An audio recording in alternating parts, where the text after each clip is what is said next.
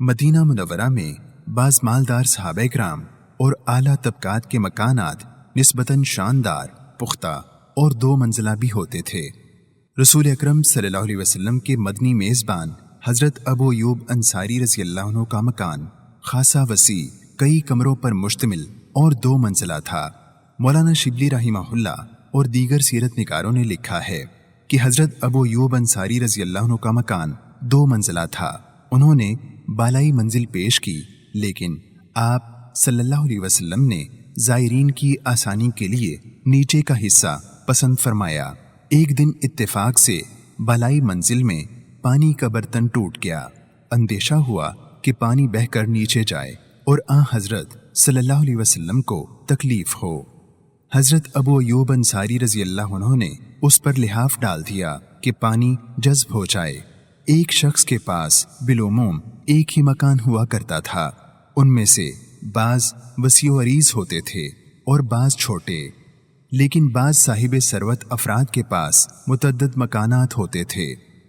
مدنی دور کے متعدد مکانات کے ایک مالک حضرت حارثہ بن نعمان انصاری رضی اللہ عنہ تھے۔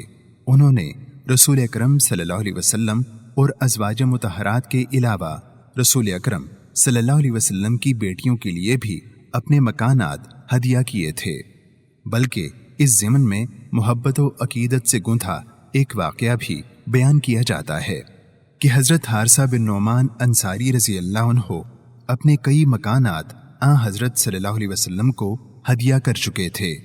حضرت فاطمہ رضی اللہ عنہا نے حضرت صلی اللہ علیہ وسلم سے کہا کہ ان سے کوئی اور مکان دلوا دیجئے۔ آپ صلی اللہ علیہ وسلم نے فرمایا کہ اب ان سے کہتے شرم آتی ہے۔ حضرت حارثہ رضی اللہ عنہ نے سنا تو دوڑے آئے کہ حضور، میں اور میرے پاس جو کچھ ہے سب آپ کا ہے۔ خدا کی قسم، میرا جو مکان آپ لیتے ہیں مجھے اس سے زیادہ خوشی ہوتی ہے کہ وہ میرے پاس رہ جائے۔ غرض انہوں نے اپنا ایک مکان خالی کر دیا اور حضرت فاطمہ رضی اللہ عنہا اس میں رہنے لگیں۔ رسول اکرم صلی اللہ علیہ وسلم کے بعض پڑوسی انصار کرام اکابر اوس و خزرج تھے۔ حضرت سعد بن عبادہ خزرجی، سعد بن معاذ اوسی، عمارہ بن حزم اور حضرت ابو ایوب رضی اللہ عنہم رئیس اور دولت مند تھے۔ ان کے مکانات 2 منزلہ بھی تھے اور بعض دیگر مکانات کے بھی وہ مالک تھے۔ دوسرے صحابہ کرام میں حضرت ابو الہیثم رضی اللہ عنہ کے دولت مند ہونے کے علاوہ ان کے مکانات اور جائیدادوں کا ذکر بھی ملتا ہے۔